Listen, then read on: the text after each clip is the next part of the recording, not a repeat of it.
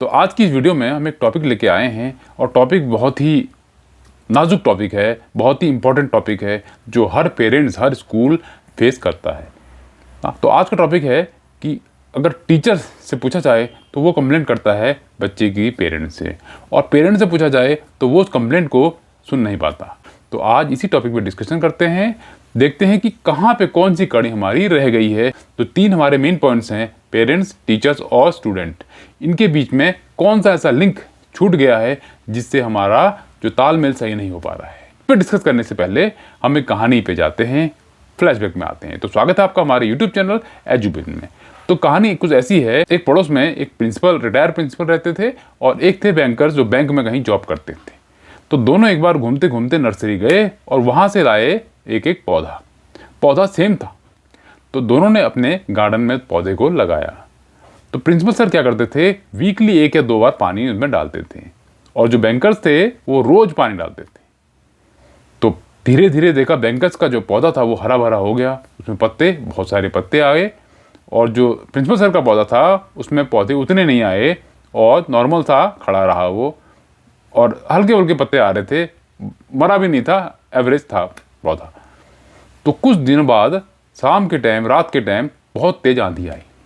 उस आंधी में सुबह जब उठ के देखा दोनों ने, तो जो बैंकर्स का पौधा था वो उखड़ के दूर जा चुका था और प्रिंसिपल सर का पौधा वहीं अपनी जगह में खड़ा था।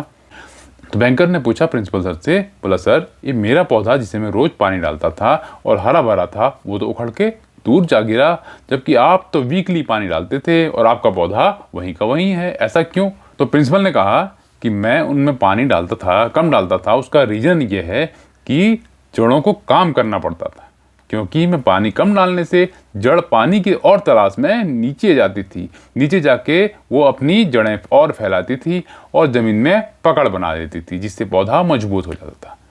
और आप जो है उसे ज़रूरत से ज़्यादा पानी देते थे तो उसको कुछ काम करने की ज़रूरत ही नहीं थी, यानी उसका वर्क बिल्कुल जीरो हो गया था, जिससे जड़ें फैलनी बंद हो गई थी और वहीं आसपास इकट्ठी हो गई, जिससे जब तूफान आया तो उसको, पौधे को उखाड़ के दूर फेंक दिया।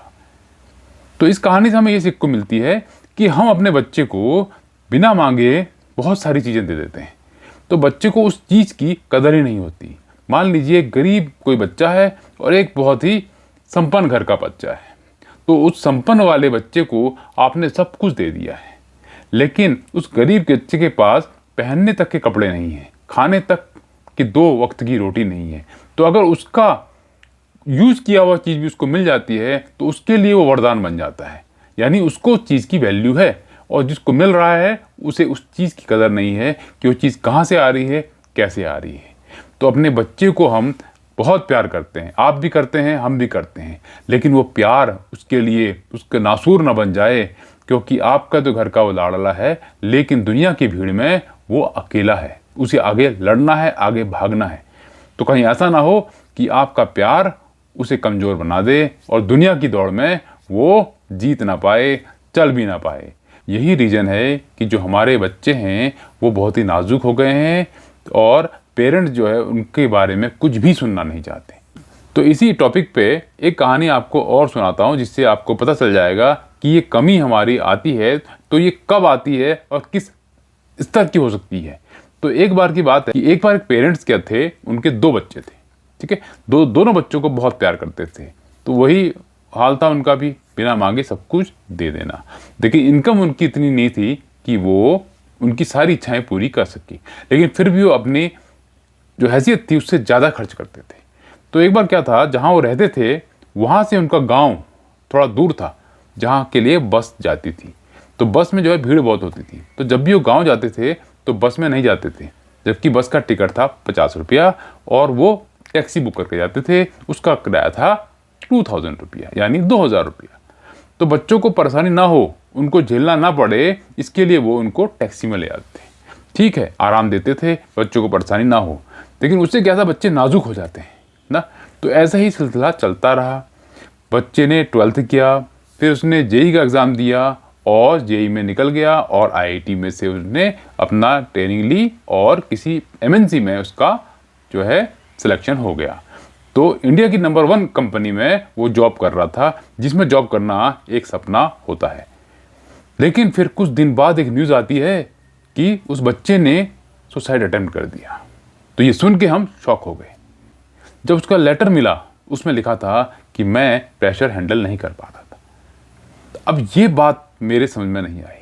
तो अगर इसका कनेक्शन हम पहले वाली कहानी से लगाएं, जो पौधे वाली कहानी बताई, तो मुझे लगता है कि उसका भी कुछ रोल हो सकता है, क्योंकि हमने उस बच्चे को मजबूत बनाया ही नहीं।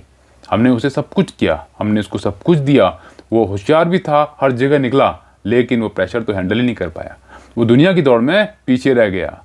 तो इसलिए मेरी आप सब पेरेंट्स से यही गुजारिश है, यही रिक्वेस्ट है कि हम अपने बच्चे को प्यार करें, लेकिन एक लेवल तक करें, उसे कष्ट सहने की भी ताकत दें और दुनिया की दौड़ में वो पीछे ना रह जाए, इसके लिए उसे आज से ही तैयार करें। तो आज की इस वीडियो में इतना ही। फिर नई वीडियो में कुछ नए टॉपिक के साथ लेके आएंगे। तब तक के लिए good bye, have a nice day.